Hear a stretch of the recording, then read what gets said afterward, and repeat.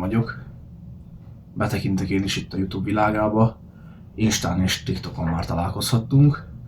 Viszont ez itt egy külön projekt rész, ami vlogok és beszélgetős tartalmak formájában lesz karöltve. Valamint lesz még egy fontosabb projekt, egy számomra fontosabb projekt megmutatása is, amiről információt egyenlőre még nem osztok meg, ez maradjon kérdőjel. Szeretném a lehető legtöbb időt ezzel minőségben is eltölteni, úgyhogy egyenlőre csak ennyire említem meg.